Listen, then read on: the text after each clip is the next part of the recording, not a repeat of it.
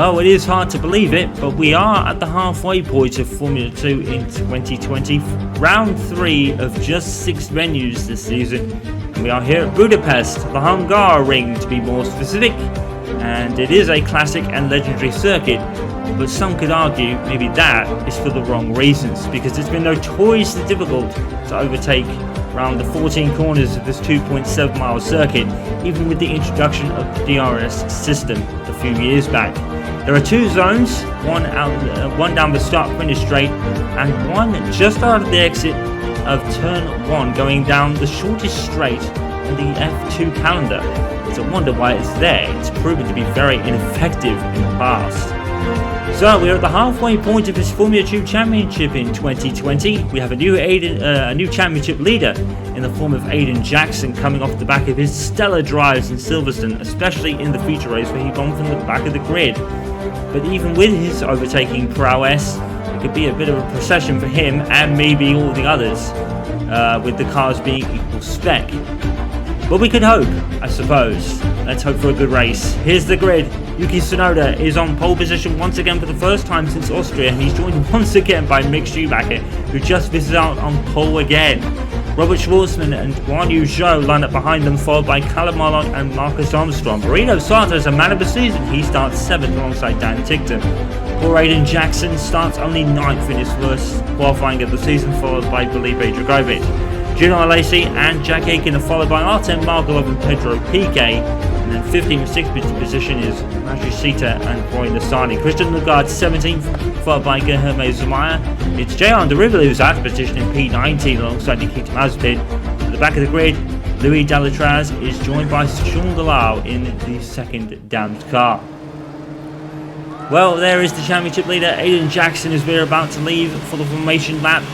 And the Hungaroring races in Formula 3 last season was his worst performance-wise, finishing in the lower end points in all 3 races. This is a track he's just never seemed to gel with, Aiden Jackson. He could be in for a very long weekend if minute 1 of the practice session is anything to go by. The championship leader has had it tough this weekend. It's his worst qualifying of the season so far, down in P9. So it won't be too difficult to get points from there, but even with his overtaking prowess, it could be a bit of a long race for him, and probably a long race in the sprint race as well. He does have a shot at reverse grid pole for the sprint race, however, but even on the formation lap, he's struggling to get out of corners. I think he was trying to lean out the of his tyres there and get some temperature into them, because he's probably going to need it coming off the start to make up as many places as possible. We know he is a rocket starter at his best day, but the Hungaroring races have not been his best days. As we said, in Formula 3 last year, it was his worst performances in the entire season. And I think it was pretty lucky for him that it probably got out of the way pretty early during the Formula 3 season, and there was plenty of other races around that to make up for it. And on his way to the Formula 3 Championship last year, the reigning world champion, the reigning F3 champion rather, has it pretty much all to do. As for the other contenders, Mick Schumacher, second position yet again for the 3rd feature race in a row. He will get that pole at some point this season, you have to feel. Considering the next race is Spa, or the next venue is, we should say, most likely he'll get it there. But once again, he's missed out on the 4 points by less than a 10th, which has been the case for him all season long. He needs a bounce back performance here, because he failed to score in both of the Silverstone races last season. And as we said at some point during that weekend, Silverstone was never a really happy hunting ground for Schumachers anyway. Here is a different story. Mick Schumacher won the sprint race last year in Formula 2, and Michael Schumacher grabbed a piece of strategy brilliance in 1998, or provided it to win that race. You can win on strategy here, but considering it's a mandatory pit stop, as we said, and the cars being equal spec, we could have a bit of precision, procession weekend. The start could be our only action of the season here, so let's make the most of it. Yuki Tsunoda on the front row with Mick Schumacher. 5 red lights, green flag in the back. It's lights out, and away we go, and Mick Schumacher, great start already. Robert Schwartzman's down the inside, Tsunoda is bogged down. Can Schwartzman get alongside his teammate? Going into turn 1, Schumacher moves slightly to the middle of the track to cover it, and he does. And Prema, for the first time since 2018, I believe, lead 1-2 in a race in Formula 2. It's been a very long while since we said that, because Prima had a very poor year last year overall, with Schumacher's only highlight being here in the sprint race. There's Aiden Jackson, he's down to 10th. Julian Alesi's made a great start from 11th to get up to 9th. It's Primo 1-2. Schumacher leads Shwartzman. Lu leads Zhu. Yuki Tsunoda is the big loser down in 4th, followed by Callum Ilott. Marino Sato in P6, I think that is. He's been man of the season undoubtedly so far. He's always been there or thereabouts near the front. Armstrong is 7th, followed by Dragovic. Alesi and Dragovic both beating Jackson off the line, and Jackson is now in P10. That's the first time he's lost the position at the start of this season, and I think that was written in the stars. So minute 1 of the practice, Jackson just hasn't been able to gel with this track, and as we said, it was his worst performance-wise race in Formula 3 last year, and it looks like continuing into Formula 2 this year, unfortunately. He's got to try and get as much as he can, and with Mick Schumacher currently in this race, that will put him almost right back into the championship lead going into the sprint race. And reverse grid bowl could be crucial here, and right now that looks to be going to Felipe Dragovic down in P8. It's Schumacher from Schwartzman, from Zhu, from Tsunoda, from Ilott, from Sato, from Armstrong, from Dragovic, from Alesi, from Jackson, and that is your top 10 at the end of lap 1. And now it's probably settled in for a whole long race, unless Jackson can provide some piece of magic, even at his weakest track on his personally on the calendar this season. He was great everywhere else in Formula 3. He was the reigning F3 champion after all. So that was Hungary. It's a bit of a bogey track for him, and that does happen even in motorsport. And Jackson's going to go down the inside of turn 4. Oh my! Oh my! The bravery from Jackson. He needs to do that. He needs to be brave as that. What a move by Aiden Jackson. We were just saying how difficult it was going to be. He has proven me completely wrong. What a move down the inside of turn 4. Absolutely stunning. I don't think Alesi ever expected that to come around. Oh my word. Well, Aiden Jackson, he certainly needs to be aggressive and get as many points as he can. Boy, did he earn that. P9 out of Alesi as Schumacher leads from his teammate Robert Shwartzman. Kramer will probably no doubt play the team game here, because Shwartzman is pretty much out of a championship fight for the moment. Well, the second place would go a long way with Formula 2, but every point is more crucial this season with a shortened calendar of just 6 venues this year, and this is exactly what Mick Schumacher needs. He needs to win, and his championship rival, his main one, who we believe is Aiden Jackson at this point, along with Felipe Dragovic, who was second there. I think you saw at the beginning of the program.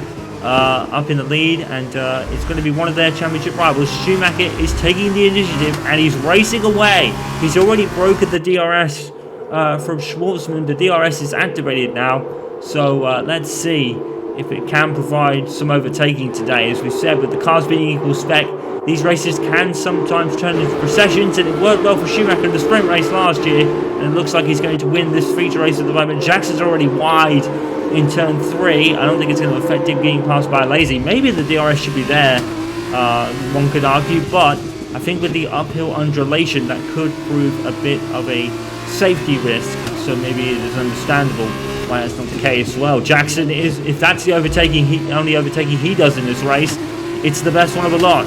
Down the inside of turn 4, unfortunately we don't have any replays to bring it to you. We forgot to, but I don't think we forgot. I think we had a replay system problem all weekend, to be honest. I don't think we've got any. There's been a problem with getting replays, which is rather unfortunate, because I would have loved to see that again. Aiden Jackson is flying down the inside of turn 4. No fear on him at all. And wow, what a stunning move. Let's hope he can hold on to P9 and get some points today, because that's probably as much as he's going to get. DRS has already been broken ahead of him from Dragovic. And Mick Schumacher, I think that says now, I think it's 2 seconds already. Schumacher is gone again. Let's hope that he doesn't have any untoward issues for the rest of this race. We could really have a championship going down to the final round at this rate. But Schumacher has been absolutely mighty in feature races so far. He won the one in Austria, of course, and he's leading here. And Robert Schwarzman, this is a weekend he needs, because so far he has not really put himself on notice in Formula 2. he's obviously a rookie, so we have to account for that, of course. But Mick Schumacher, absolutely gone. And, well, it is a track where his father has won numerous times. He won the sprint race last year in Formula 2 with his debut season. Yuki Tsunoda, the big loser, as we come round lap 4, and it was a poor start from Tsunoda. He got bogged down completely. Shwartzman, it gave him a great shot by Schumacher down the outside turn 1, but unfortunately he couldn't make it stick. Manu Zhou once again aiming for the podium, and he's been the unsung hero here. There is that man, Marino Sato, definitely putting Trident in lofty heights, up in P6 at the moment. He's definitely been an unsung hero of the season. Not probably going to be championship material. We know that Schumacher is leading this race. Jackson's going to have much better races in the future. But Sato definitely has given himself some notoriety up there in P6, and doing a very good job of it this year, Marino Sato, to his credit. Julian Alesi, he lost out on the race win in the feature race due to a punctured right front tyre. No real danger of that today, we hope. But it's been a bit more back down to earth for him, unfortunately. Although he didn't lose the race really because of it. It would have been a contributing factor, but Jackson was already just so much faster in that feature race, all through the race. Honestly, nothing was going to stop him. And now he's getting the reverse, where he doesn't seem to get it anywhere, and everyone else is quicker than him. And it's not often we say that, but he's still holding on to P9. He needs to defend valiantly here. The track characteristics will help with that, because as we said, it's notoriously difficult to overtake around this circuit, and even more so with the cars equal spec in Formula 2. And that's going to help Marino Sato hold on to his position today, up in P6 for Trident. Definitely been there or thereabouts, Sato. Definitely a great effort from him. And he's behind Callum Ilott.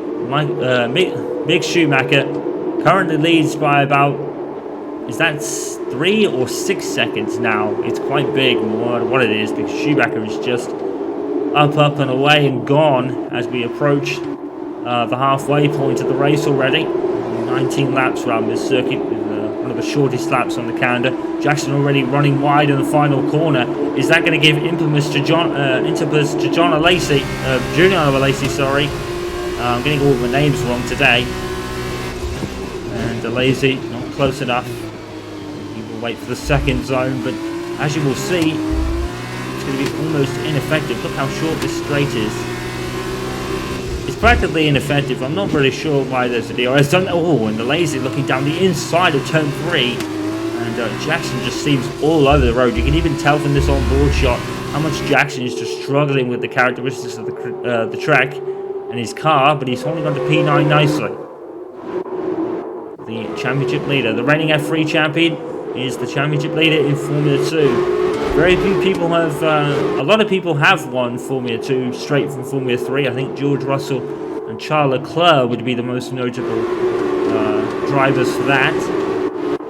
But Jackson is currently in the lead at the moment, but there's still plenty of racing still to run. And Pedro Piquet in P18, and Nikita Mazepin. Jehan Derivela has dropped behind some drivers in his right at the back, only ahead of Sean Glau now. Christian Lundgaard there in P17. A lot of quiet performances from the likes of Christian Lundgaard. And here we are back to the Jackson train from P9 down. Jackson is forming a train on lap 6 as we begin lap 7. Is Julian Alesi close enough in the DRS zone? The answer is no. Even with the DRS down the start-finish straight, the circuit is just so short and very corner-heavy, with not much other overtaking opportunities to pass. And this was the procession we were kind of fearing at the beginning of this race. But Jackson certainly did give us one of the most awesome overtakes of the season on Julian Alesi. Nikita Mazepin once again just put in the shade by his rookie teammate down in P19. Nikita Mazepin And there's a blown engine there. Who is that? That's Pedro Piquet. There was smoke coming from a car. I thought it was a lockup. But it's an engine failure for Pedro Piquet in the Charouz car. And he's out of this race. As Mick Schumacher now leads by, I believe, that is 6 seconds ahead of Robert Shwartzman. Absolutely eliminating any possibility of team orders at Prema. Mick Schumacher is saying, you're not ordering me to do anything. I'll just race away at the front instead. There's been favoritism towards championship leaders. It is the most logical stance to take, but Schumacher's proving to everyone that he doesn't necessarily need it. And here's a Ferrari Academy member, Giuliano Alesi. I don't think Jackson got the best exit in that corner. And still, that's just how ineffective DRS is at this circuit. We've got a train forming, and even with Jackson having no DRS and Alesi getting DRS, it's just not working. We all remember the classic Formula 1 races here. Jerry Booton holding off a hard-charting Ayrton Senna in the 90s to take a win. Nigel Mansell winning in 1992 on his way to the championship that day as well. Michael Schumacher took his 4th championship title in 2001 in Ferrari's heyday. And we do have awesome memories here. It has not always been a classic race, but when it has been a classic race, it's been a classic one. Who can remember the 2015 race in which Mercedes imploded a little bit on themselves? Another kind of piece of the fiery rivalry between Lewis Hamilton and Nico Rosberg.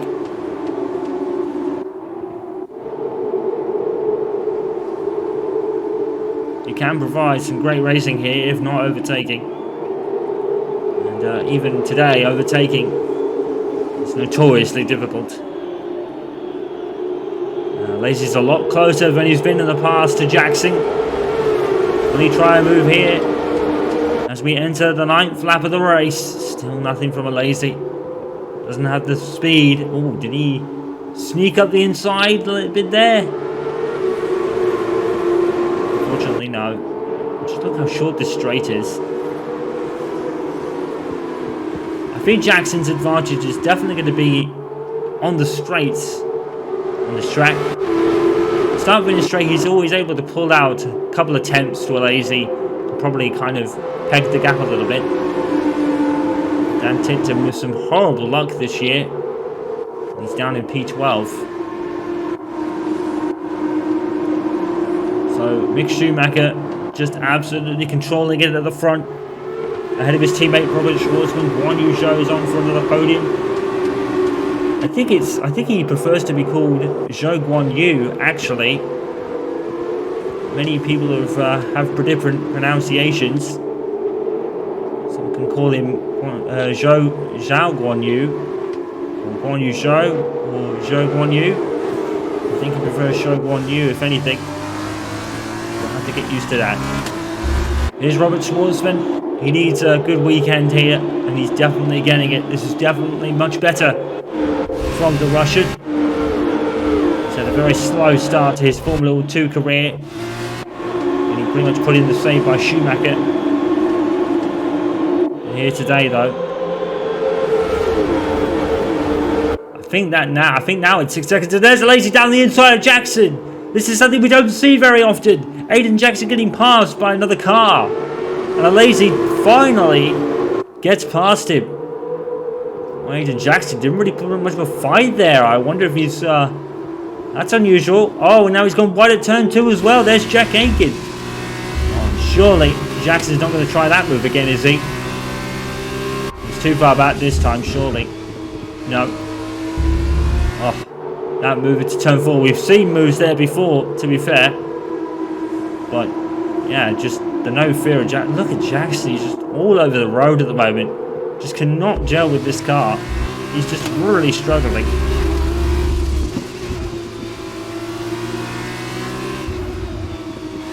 He just can't gel with this track. It is unfortunate. already getting dropped by Lazy now. Almost a second entirely, I think. We've got 9 laps to go. We're all on the medium tyres to start this race, so the pit stops won't be coming until maybe 2 or 3 laps later. I don't even think a strategy is going to help Jackson today. He's been dropped by Dragovic a long way behind. Now he's scrapping just to hold on to the final point. He's got no DRS on a Lazy ahead. He's fallen out of the second range. You need to enable DRS. And this man, Mick Schumacher, absolutely in a class of his own at the front.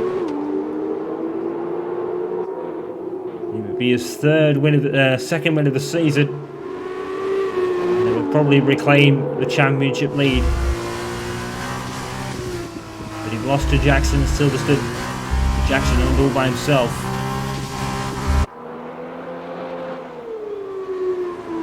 As the race enters its closing stages and the mandatory pit stop stages, Mick Schumacher comfortably out in front. I think it's 6 seconds now between himself and Shwartzman. Absolutely thoroughly dominating victory for the moment for Mick Schumacher. He's not crossed the finish line yet, but it is looking increasingly likely with every second that Schumacher is in this race.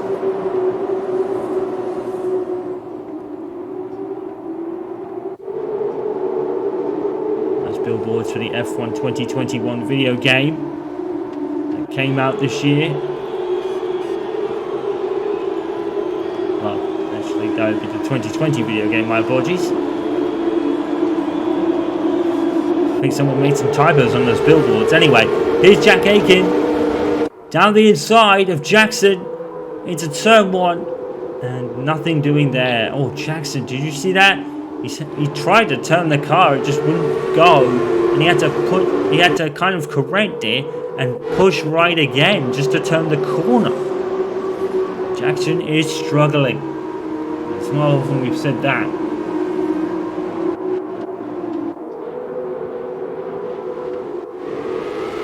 Robert Shwartzman still can't break the 1 second margin from Guan Yu Zhou behind.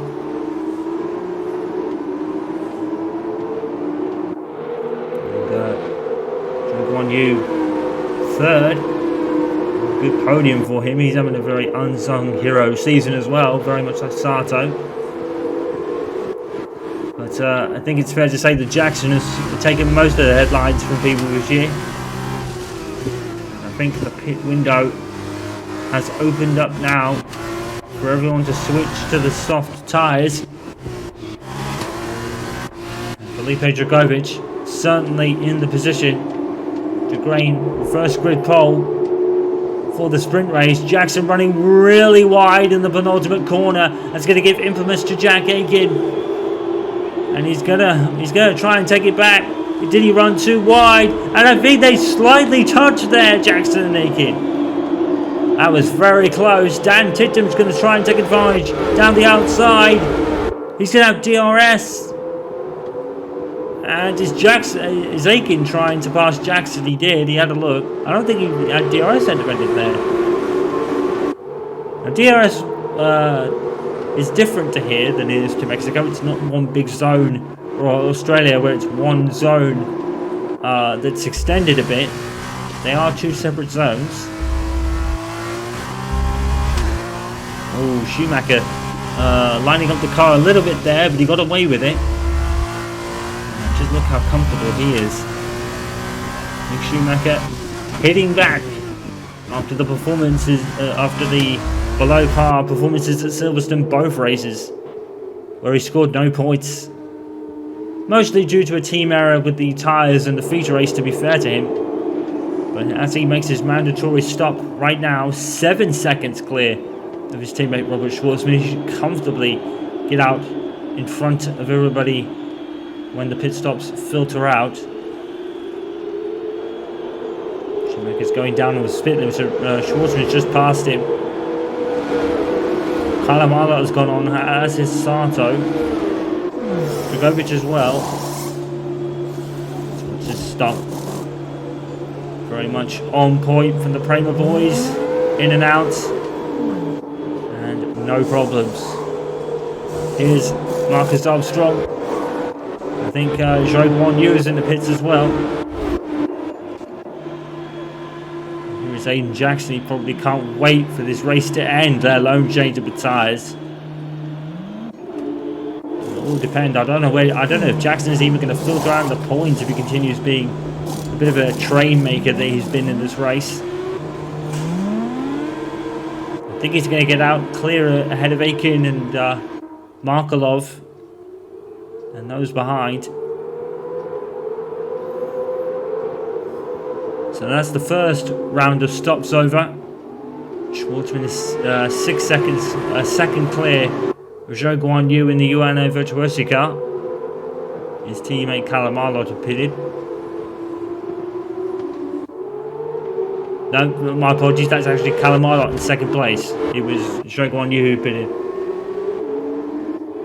Even though they run different liveries, they have the same yellow colour on their team colour on the graph here. That's what I got confused by there for a second. Here comes Shwartzman.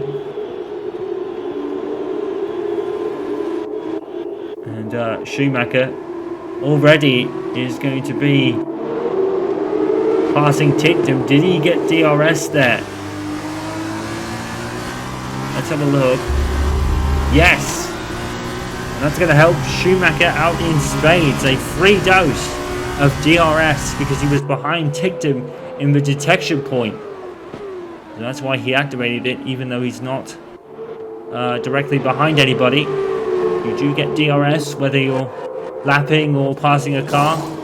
As long as you're behind a car at any point, in the detection point, we should say, you get DRS. And that's why Schumacher was able to activate it there. So it's a clean run for Mick Schumacher to the end of the race. And there's Dan Ticktum coming out ahead of Jackson, is he? And Jack Aiken's gone round the outside of his teammate, Guillermo Zamaya, the rookie. And Dan Ticktum has jumped Aiden Jackson in the pits. Well, that'll be certainly a sigh of relief for Dan Ticktum. He can be very outspoken about his lack of luck, but today looks like he got a dose of good luck. With Jackson struggling, he might not really have to worry about the Hitech car behind him.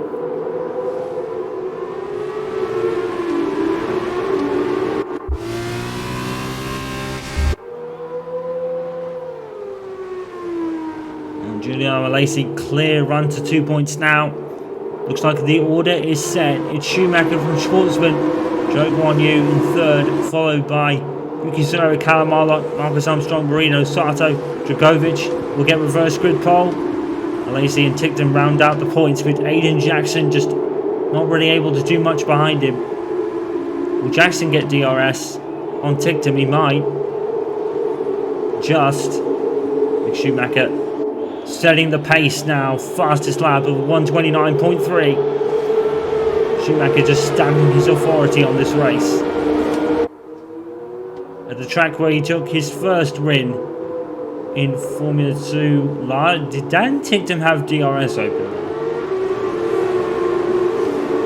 It might have been just the angle, but Dan Ticktum getting DRS there, he probably shouldn't have.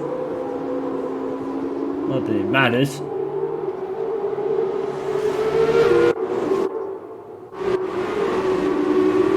Scrap going on here from P2 downwards. Schumacher might be racing away, but Shwartzman isn't.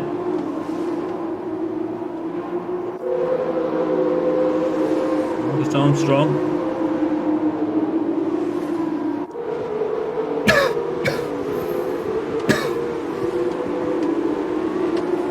Oh, excuse me. We've got 3 laps to go, and like we said, bit of a procession going on here now.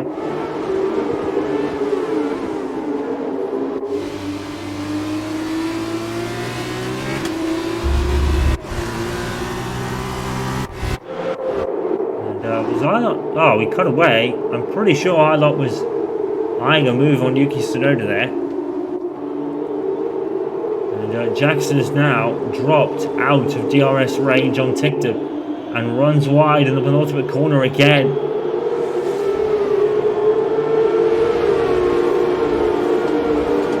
I think the one good thing Jackson can take from this is his car is generally okay in a straight line. That's why he's been able to hold off the rest of the pursuers for the most of this race. But Jackson is going to score no points. And with Dragovic getting a few points and reverse grid pole, and Schumacher winning this race, Jackson's lead at the top of the championship is going to be very short-lived, sadly.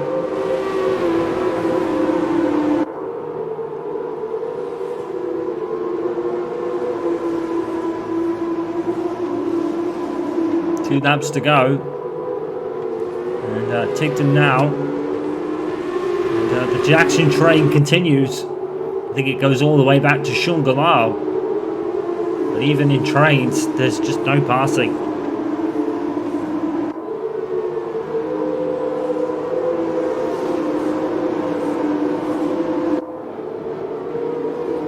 Well, at least we had a change in the weather for this feature race. It's been a lovely sunny day.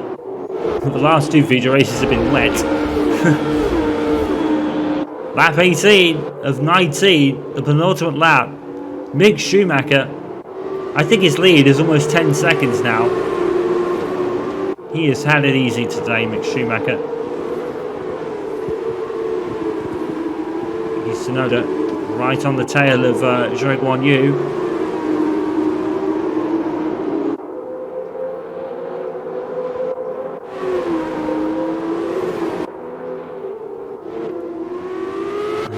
Here, well, race leader Mick Schumacher absolutely dominating at the back, at the front. Nikita Mazepin is actually fallen to last place. All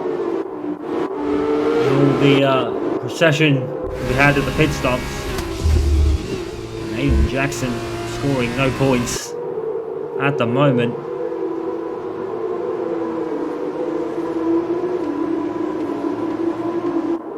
It's hard to really understand why Jackson struggles here so historically. As we said, in Formula 3 last year, it was the worst performance of the season by some margin. But this man, Mick Schumacher, 10 seconds clear of Robert Shwartzman. As we go on to the final lap of this race, the man that won the sprint race from reverse grid pole last year has come back to Hungary after a disappointing weekend in Silverstone and absolutely shown this field how it's done. As we said, his father Michael Schumacher, the great Michael Schumacher, who won this race on a strategy brilliance from him, Ross Brawn and his Ferrari team, absolutely outfoxing McLaren by making a 3-stop strategy. Schumacher also winning in 2001 to take his 4th of 7 world championships that Lewis Hamilton looks to be on course to be equaling with Mercedes' start to the season in dominating fashion. Even with a rugged challenge from Max Verstappen, the Mercedes just looks too powerful, and it looks like a foregone formality that Michael Schumacher, the great Michael Schumacher, will have his final record he holds for himself at the least equalled by Lewis Hamilton. But his son today has absolutely wiped the floor with the rest of the field. 10 seconds. Mick Schumacher has dominated this Hungary feature race. He wins for the 2nd time this season. An absolutely thoroughly performance. No one matched him for any which way at all. His teammate Robert Schwarzman, a much better day for him, but he was absolutely thumped, as was everyone else, by this man and his brilliant driving. Back in the championship lead, I believe now, with Aiden Jackson scoring no points at all. He comes through in 11th place, and that'll be exactly what Mick Schumacher needed. Felipe Dragovic will get a few points and reverse grid pole, so on the front row it'll be Dragovic and Sato on the front row of the sprint race tomorrow, followed by Armstrong, Ilott, Tsunoda, Zhou Robert Shwartzman and Mick Schumacher will be 8th. He takes the fastest lap as well, so Mick Schumacher absolutely lights the flag. Vintage Schumacher today here at Hungary. Not pole position, but he took the lead, fastest lap, led almost every lap. In fact, I think he did lead every lap apart from one with the pit stops. Vintage Schumacher. Jackson has no points to his name today. It's been a very below par day for him, as probably to be expected, but that move on Alesi was almost legendary. Alesi does get 2 points for his effort, by the way, and Nikita Mazepin was last. Pedro Piquet retired from the race with engine failure. Mick Schumacher is then back in the lead by, I believe that's 8 points ahead of Jackson Ilott, up to 3rd ahead of Shwartzman and Dragovic, in 4th and 5th.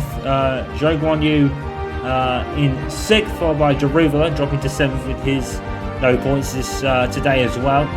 And very few people left to score. I think Matsushita, Piquet, Nissani and Delatraz are yet to score this season. Kramer take a convincing lead now in the team's championship. And if you want to Virtuosi, Hitech consolidate in 3rd ahead of Carlin. MP Motorsport again ahead of Campos, who've gone down. BOWA, HWA have gone up as well. Mick Schumacher has keep fighting for the foundation on the back of his racing overalls, but no one was fighting him today because he was in a class of his own. Vintage Schumacher today is back in the championship lead. For me, at least, that's great to say. We'll see you for the sprint race here tomorrow when Formula 2 returns.